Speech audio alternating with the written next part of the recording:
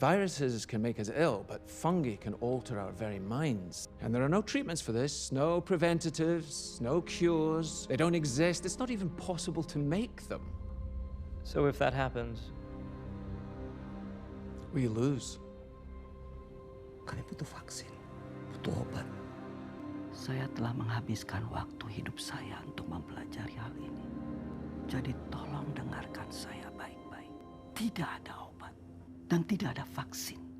Jadi apa yang harus kami lakukan? Mulailah pengoboman.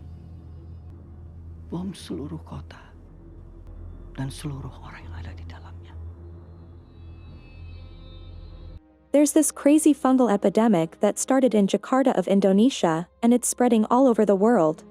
People who get infected turn into super aggressive zombies and lose their minds. The story takes place 20 years after the outbreak and follows Joel, who's a total badass smuggler, and Ellie, a girl who's immune to the fungus. They're on a mission to take her to a lab where they can study her and hopefully find a cure. But it's not an easy journey. They have to fight off zombies, obviously, but they also come across a bunch of small gangs of people who are trying to survive in this messed up world.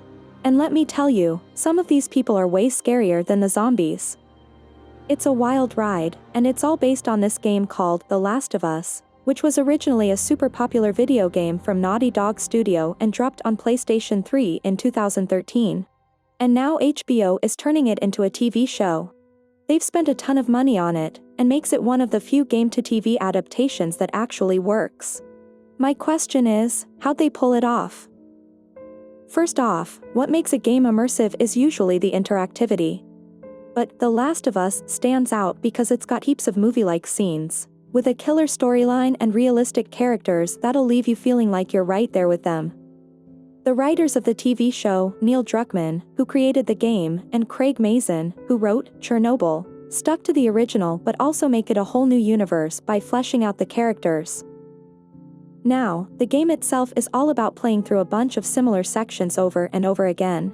Sneak from point A to point B, kill some bad guys, complete some tasks, rinse and repeat.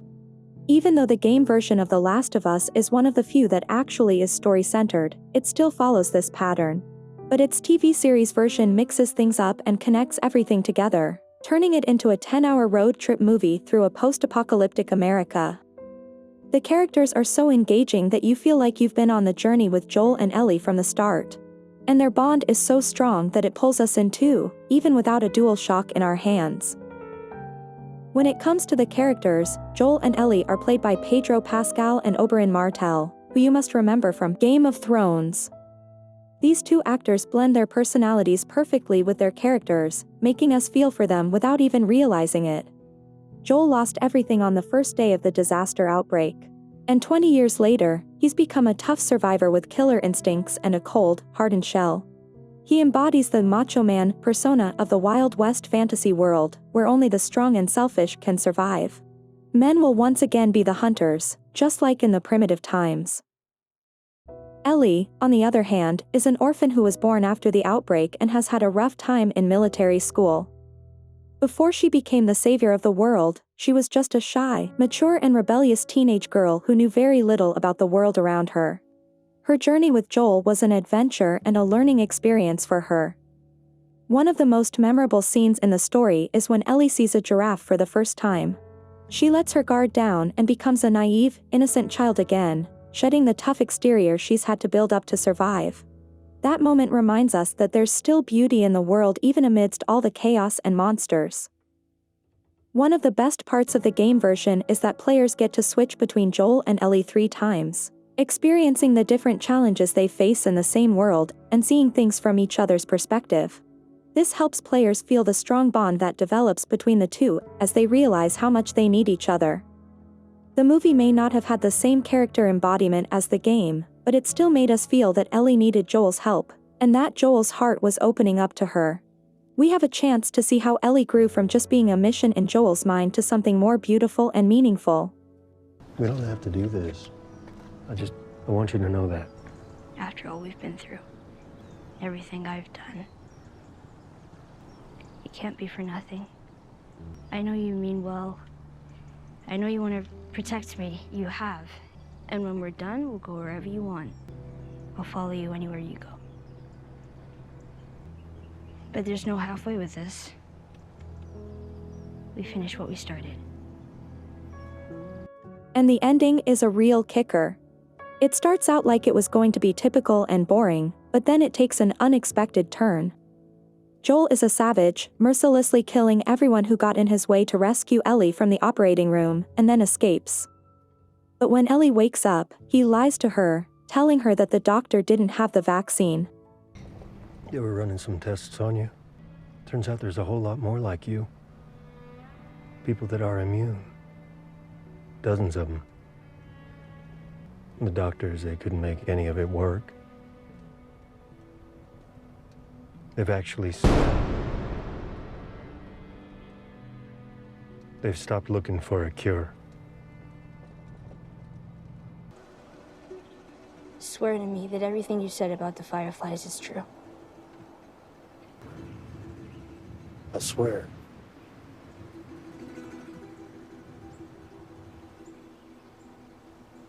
Ellie is left confused and unsure of what to do next.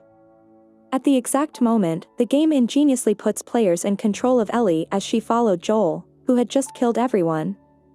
We merged with Ellie, feeling her confusion and uncertainty as Joel refused to save the whole world for her. From that point on, the story's burden from Joel to Ellie, and we're left wondering what will happen next.